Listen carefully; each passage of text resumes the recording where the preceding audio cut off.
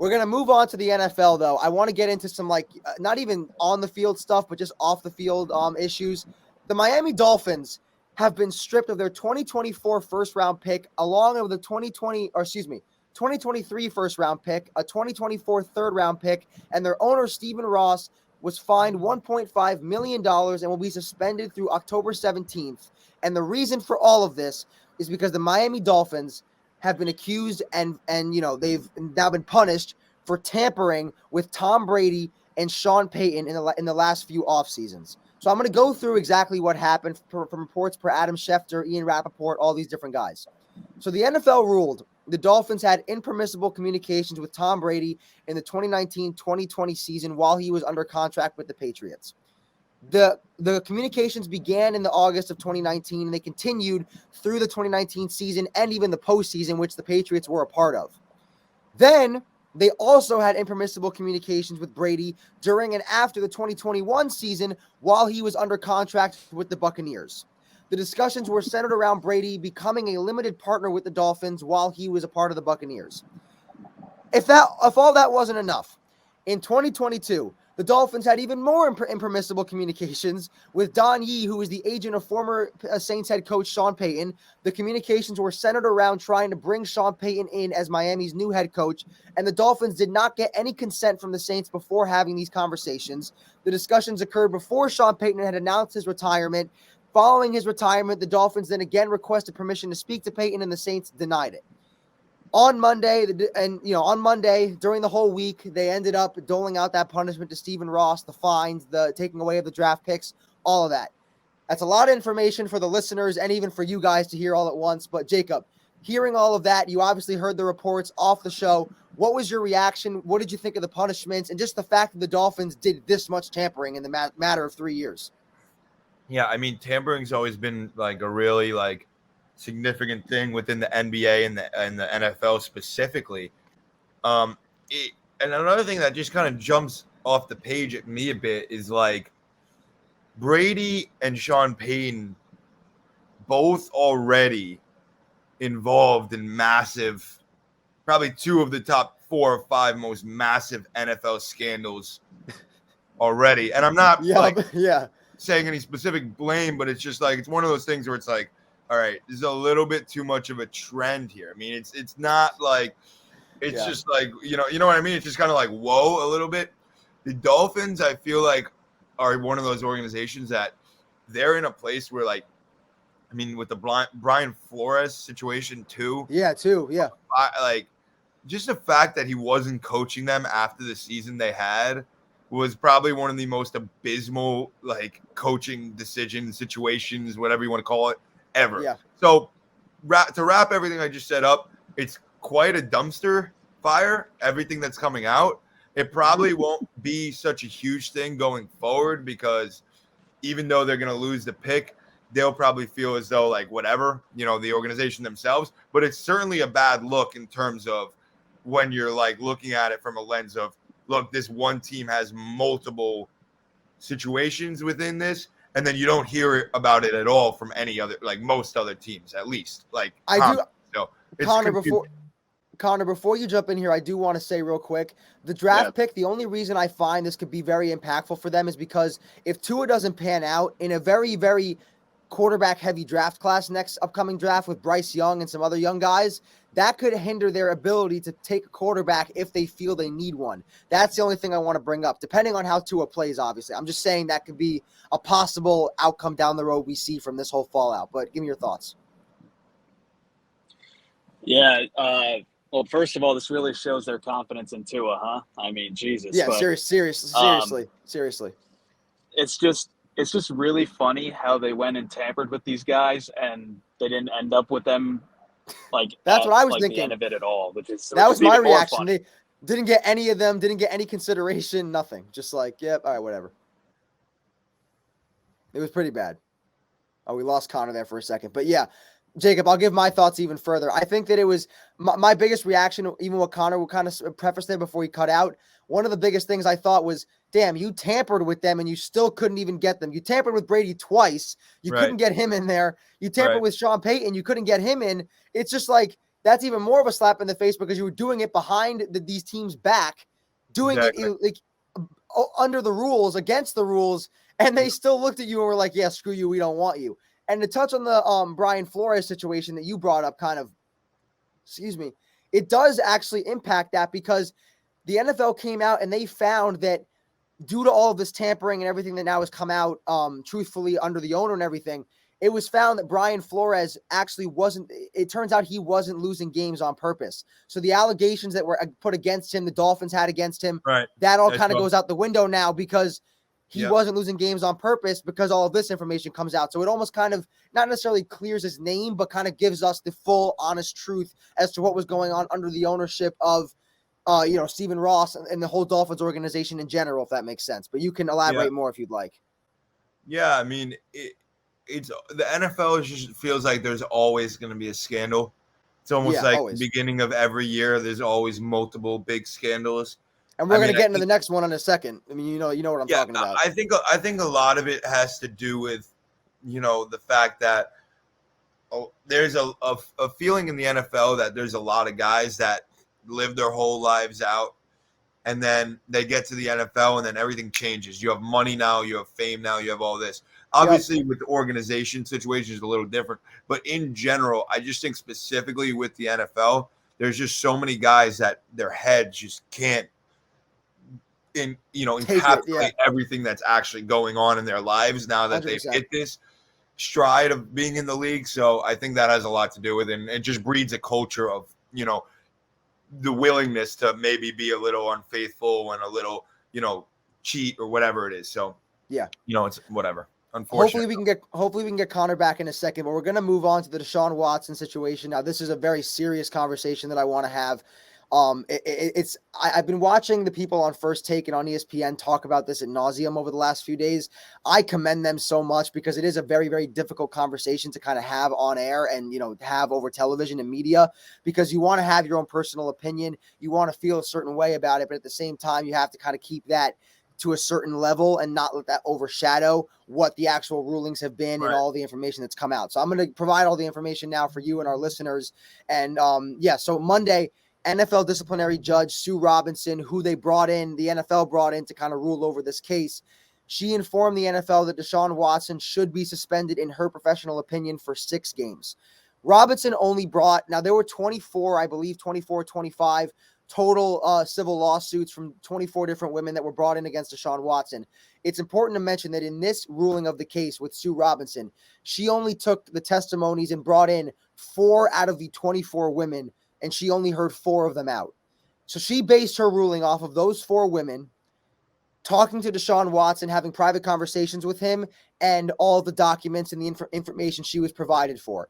It's important also to mention the NFL, like, people were trying to compare this ruling and equating it to DeAndre Hopkins getting 6 games for the PEDs, Calvin Ridley getting a full year for the betting. It's important to mention Roger Goodell and the NFL were the ones that ruled on those cases. In this specific case here, at least initially, before the NFL did eventually appeal it, in this case, Sue Robinson used no prior cases, no prior, games to kind of compare and equate to make this decision. It was all based on information from the Deshaun Watson case. That's important to mention. So again, Robinson, the 6 games, that's what she ended up, putting out there. The NFL then, a few days later, appealed the ruling by Sue Robinson, and Roger Goodell had the option and the choice of who he wanted to hear the appeal, and he ended up, I believe his name was Peter C. Harvey.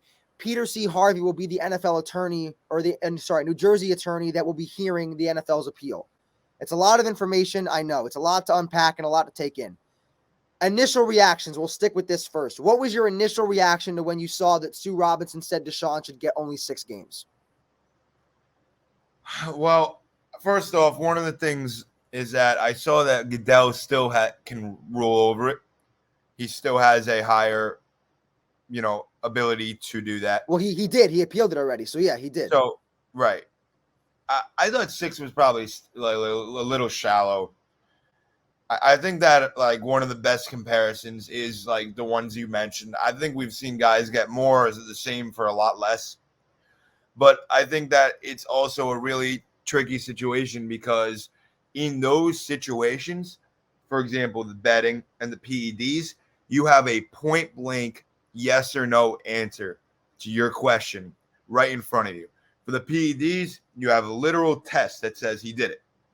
For the betting, you have literal financial records that say he did it. For this, it's really hard because people don't know exactly what went on in those rooms that he was in. I mean, there's a lot, and I'm not saying I do or don't believe anyone. I'm not saying my opinion.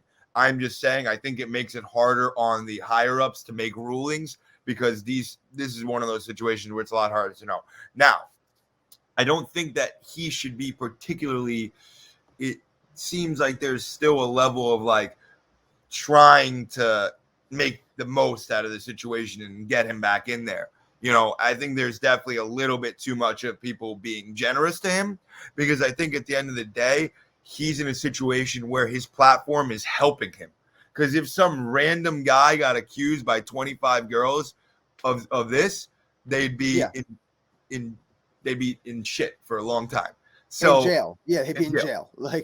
So I think his platform helps him. I think that he shouldn't feel any type of wrongdoing towards him because I think that he's at least getting a chance that if he gets 6, 8, 10 games, boo-hoo, you'll be back. You are still going to be making millions of dollars for mistakes that you made. So, you know, it's like it's a tricky situation. Yeah. We'll see what happens with the appeal. If I had to guess, it wouldn't end up being a full season, but I could see them adding a few more games. The NFL wanted a full season before, the whole Sue Robinson thing. Yeah. My question here is, I want to pose this to you, and we can kind of discuss this. The NFL felt okay with ruling on the DeAndre Hopkins and the Calvin Ridley situations, correct? So why in this situation was it necessary to bring in an outside disciplinary judge? And you ended up appealing it anyway, so now it's in the hands of Roger Goodell regardless. So what was the whole point of bringing in Sue Robinson is kind of moot at this point. There was no reason to bring her in. Because before this, we talk about, we can go back to Big Ben, Ray Rice, any other situation, Michael Vick. The NFL ruled on all of them.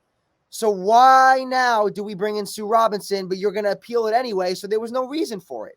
Yeah, that's where my head kind of went when I saw, I expected an appeal to happen. Whether it was because they actually wanted him to get more games or if they wanted it even for a perception aspect. They want the public to perceive like they still, actually genuinely care about the sexual assault stuff. Like they might want it to perceive as, oh yeah, no, we want him to get more games and he might not anyway, because the NFL cannot benefit in any way from him getting more games outside of getting more support from women. Outside of that, they don't gain anything monetarily, fan-wise. They don't gain things from having Deshaun sit out more. A talent like Deshaun, you don't gain from having him sit out. So this could all be for publicity just so the NFL can say, hey, no, we appealed it. Look at this. We did this. We went against it. We didn't like this, but he still gets 6 games anyway. You know what I'm saying? Mm-hmm. So it's interesting it's kind of cool to think, or not even cool, I shouldn't say that. Interesting to think about whether this appeal is, legit, they really, really want to get in more games, or they're doing it all for publicity and all to save face and to show, okay, we really do genuinely care about this. Right. The other aspect of this too, though, I want to bring up, Deshaun Watson has completely and utterly maintained his innocence throughout the entire thing. This is where I go. I don't know. I'm not like, I don't know a ton about, civil court and like all these different, how laws work in terms of this aspect. I'm not fully, wired in this world. What I will say is, though, Deshaun Watson has settled 23 out of the 24 civil lawsuit cases. Why would you do that if you're fully innocent? If you claim no responsibility, which he has done throughout the entire thing, Jacob, you wouldn't settle if you were fully innocent. That's all. I'm not saying he's innocent or guilty because he's been proven innocent in civil court. You wouldn't settle if you were fully innocent and not culpable in any respect. You know what I mean? Mm-hmm. And Peyton's joining us now too. We got Peyton here. That's awesome. Oh, hey, Conor. Hey, what's up? Hey. Conor, unfortunately, his internet cut out. He can't join us again. But Jacob, give me your thoughts on what I kind of just said, and Peyton, I'll let you jump in a second. But in terms of the, NFL maybe doing it, as a perception, Deshaun Watson, is he innocent? Is he not? That whole thing. I think everybody's kind of agreed. Public opinion is he should have got a full year. It's really hard. Sue Robinson, I'm not really sure how much I trust her opinion. I doubt Goodell's going to review it, so it's probably going to be 6 games. But Well, no, they appealed it. Goodell appealed it already. did anything come back yet or no? No, because Goodell. I was reading all this out to the audience, but I can bring it back up again. So, New Jersey attorney Peter C. Harvey is going to hear the appeal. So Sue Robinson isn't even hearing the appeal the NFL had. So bringing in Sue Robinson, it was kind of pointless because the NFL ended up appealing it anyway, and now it's in the hands of Roger Goodell and the attorney that he's appointed. So it was kind of a moot point. But give me your thoughts on that. Honestly, again, I just feel like you got away with highway robbery. To be realistic, the thing is, like, how many guys have done the same thing that he's done and not been caught? Probably a lot. So I'm not surprised that he only got 6 games. But when you do the comparisons based on other players, you know, the suspensions they received for whatever they did, I mean, it's a joke. Like, it's just a joke. And if the Browns didn't have Watson, they'd be screwed anyway. So I'm not surprised. It just seems a little bit like, in my opinion, he should have got 10 games. I think in between, you know, would have been all right. But 6 games is just a little bit too short for me. And I don't agree with the verdict at all, to be honest. No, I got you. Jacob, give me your thoughts on everything that I brought up. Well, I mean, I gave you my initial thoughts. I agree. I mean, I think 6 is a little short, but I think, once again, it's one of those things where it's like in the other cases, it's so much more clear cut and you can infer from what happened more reasonably what to do because there's so much gray area here. But I think 10 games is pretty reasonable. But I don't think anyone would see the issue with more either. So I think that the appeal will add to it, but I don't think he'll get a full season at this point. I agree with Pac. It's gray because it's like, again, like I said, how many guys have done this and not gotten caught? There's been a lot of other instances of different things, whether it be domestic abuse, substance abuse, things like that, where you have like a relative reference point to look at, like how many games did this guy get, how many games did this guy get. Whereas with Watson, it's like he's such a singular case that it's hard to really gauge it. But I agree with Pac. It's got to be over 10 in my opinion. Yeah, no, I definitely was surprised by how low the number was. I thought he would have gotten more for sure. But yeah, at this point, I think he might get more based on the appeal, but we'll see what happens. Jacob, I want to get your thoughts on some of the contract extensions that wide receivers have gotten in the last week or so. We're going to go to DK Metcalf first. He got a 3-year, $72 million extension, $58.2 million guaranteed, and a $30 million signing bonus. What are your reactions to that, Jacob? Did he deserve the money? Give me your thoughts. I mean, I think that's absolutely absurd. I think Me too. Too much? Me too. Much. I mean, I think initially these receivers are getting paid in ways that receivers were never paid. That's a given. And especially DK Metcalf, who we all consensually agree isn't even a top 10 receiver. He's getting quarterback money. I mean, that's quarterback. That's $24 million a year. Yeah. He's getting more than Debo. That's what I was just going to say. If he's getting more than Debo, as soon as I saw that, it's such a bucket. And the fact is he's playing with Geno or Drew Lock. Like, you're paying this guy this much money, go get a quarterback. Like, I would let go of Metcalf before I paid him that much money. I completely agree with Jacob. He's getting quarterback money, and again, not even a top 10 guy on that roster. I don't know how much of an impact he's going to be able to have during this season. I mean, I think they're going to run the ball extremely heavy.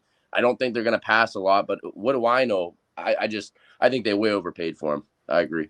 I mean, running the ball, they might not even be doing because Chris Carson retired, so that might be questionable. They got a rookie. I know they drafted that rookie. Yeah, so, I think honestly, if I had to put my money on it, Kenneth Walker's probably going to get the ball a whole lot more than DK Metcalf, just because who the hell is going to pass this guy the ball again? I know Drew Lock doesn't have the arm to do so. Yeah, he runs purely goes. Like, I'm sorry, his route tree isn't big enough. That much money for a one-dimensional receiver like that, I think it's a huge mistake by Seattle. And the fact that he got more than Debo is just comical to me.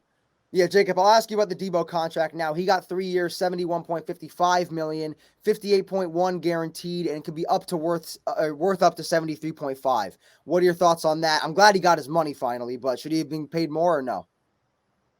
I mean, I still stand with the belief that I can't see receivers getting paid more than that. I mean, I think if there are guys, obviously he's going to be one of them. And I do think with the way the NFL market has shifted in the last few years, that's a pretty reasonable contract for him specifically. But I definitely don't think he should have got more. And I definitely don't think that, like, I think Peyton makes a great point. It's like you pay these guys all this money, but you need someone to get them the ball. Because in football, there's such an immense reliance on other players compared to other sports. in basketball, you can overpay a guy if he's your guy because he's going to go out there and ball. But in the NFL, you need so many other things to do right. Not only do you need a quarterback to get you the ball, you need a good enough line to give your quarterback enough time. You need a good enough coach to put you in a scheme that's going to be able to get you the ball in the first place. So there's just so many factors that makes these big contracts be a little like, whoa. Debo is a generational talent, so I could see it, but I can't see it with a guy like Metcalf at all. Yeah, last two contracts, DeAndre Johnson, the most recent one, got a 2-year, $36.71 million deal from the Steelers. Could be worth up to $39.5, and he got $27 million guaranteed. I feel like that's fair. I think he's the clear number one receiver on the Steelers over Chase Claypool talent-wise. He did drop the ball a lot last season, but I was fine with that deal. Jacob, what do you think? Yeah, I think that's a pretty standard deal, and I think that's the type of deal that a lot of people are probably more used to. Not getting up to a 25, 26 million type thing, but I think DeAndre Johnson's in a situation now where, like, this is your prove yourself contract. If you prove yourself in those next 2 years with that 17 or 18 million, then he'll get one of those big contracts like the two guys we mentioned before because he is that good. He just needs to prove it. So, yeah. Peyton. Yeah, I'm a lot bigger on 28 million guaranteed than I am 58 million guaranteed. I'm with Pac on this one. And I agree that Deebo Samuel, I wouldn't say he's a, like, out of this world talent. I think he's really good, and I think he's a speedster. But the fact that they're not going to be able to use him in a running back, wide receiver hybrid kind of role, which he flourished in last year, I think his overall touchdowns are probably going to go down.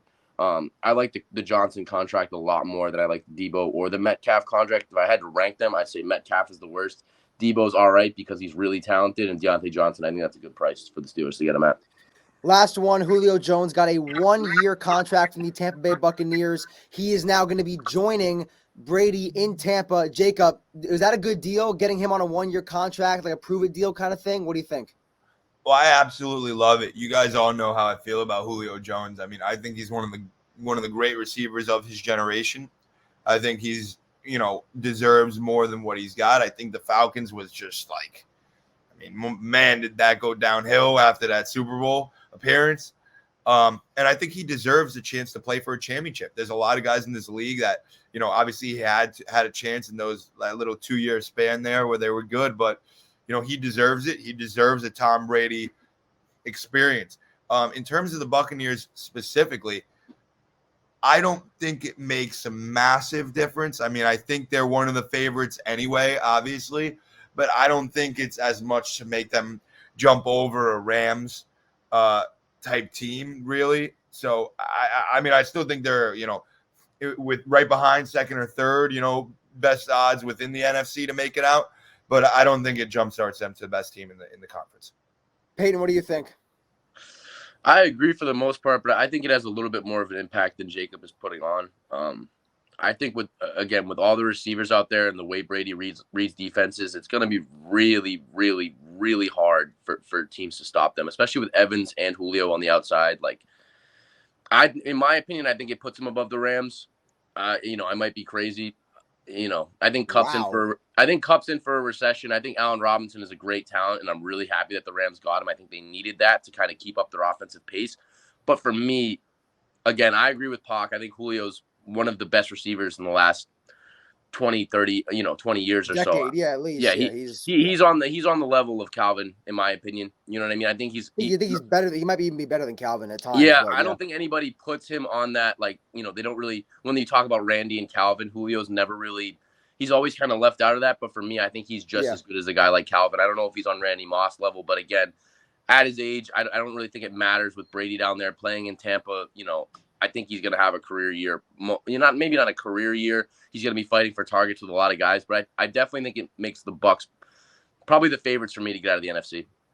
I disagree with you. I don't think it moves the needle that much. I mean, Julio's kind of been an injury-riddled guy the last few seasons. With Tennessee, he barely played, and when he did, he was good. I know he had Tannehill throwing him the football, but that played a role definitely, and they're a run-centric team. But in terms of their health, in terms of the health aspect, he hasn't really been that healthy recently. I just don't know if he's going to stay healthy the entire season. If anybody can get him a revitalization, it is Tom Brady with that connection. I'm not 100%. I don't think it moves the needle. I think the Rams are still the favorites by a decent margin, actually, in my opinion, as the roster as a whole. But yeah, I think it's a good deal, but doesn't move it that much. What makes you hold on. Before we go, what makes you say the Rams? What part of the Rams offense or defense makes you say that they're still? We're about to get into our division predictions. So once we get to the Rams, I'm going to tell you because we're going to get to the NFC West, the NFC West down the line.